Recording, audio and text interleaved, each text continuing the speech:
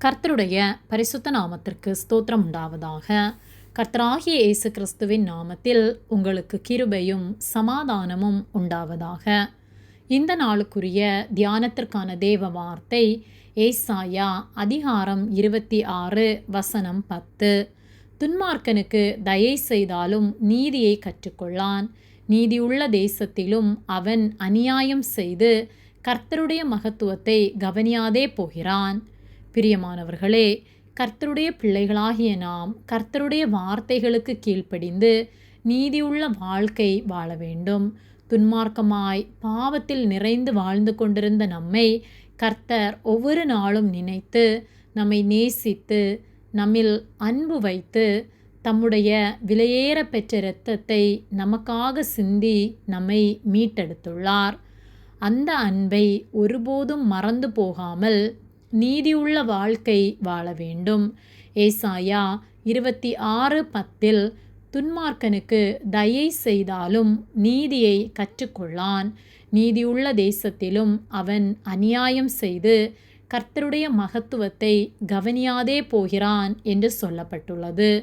துன்மார்க்கனுக்கு நன்மை செய்தாலும் அதை அவன் ஏற்றுக்கொள்ளாமல், தயவு செய்தாலும் அவன் நீதியை கற்றுக்கொள்ளாமல் துன்மார்க்கத்திலே அவன் வாழ்ந்து கர்த்தருடைய மகத்துவத்தை கவனிக்காமல் போகிறான்.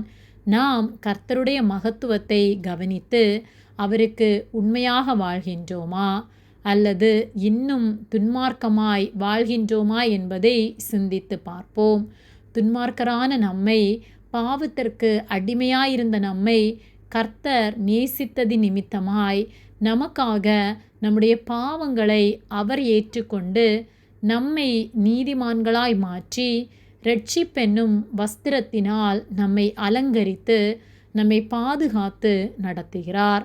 ஆனால் அதை உணர்ந்தவர்களாய் நீதியுள்ள வாழ்க்கை வாழ்ந்து கர்த்தருடைய மகத்துவத்தை நாம் கவனித்து அவருடைய நாமத்தை பிரஸ்தாபப்படுத்துகிற வாழ்க்கை வாழ வேண்டும்.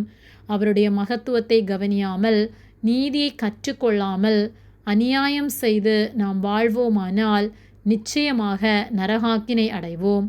ஆகவே ஜாக்கிரதை உள்ளவர்களாய் கர்த்தருக்கு உண்மையுள்ள வாழ்க்கை வாழ்ந்து எப்பொழுதும் அவருடைய நாமத்தை பிரஸ்தாபப்படுத்தி வாழ்வோம். கர்த்தர் நம் ஒவ்வொருவரையும் ஆசீர்வதித்து நம்மை காத்து நடத்துவார். ஆமேன். ஜெபம். எங்களை அதிகமாக நேசித்து வழிநடத்தி வருகிற எங்கள் அன்பின் பரிசுத்த பிதாவே, இந்த நாளையும் நாங்கள் காணும்படியாக நீர் எங்களுக்கு ஜீவனை தந்து தயவு பாராட்டி எங்களை பாதுகாத்து பராமரிக்கிற உம்முடைய அன்பிற்காக நாங்கள் உமக்கு நன்றி செலுத்துகின்றோம்.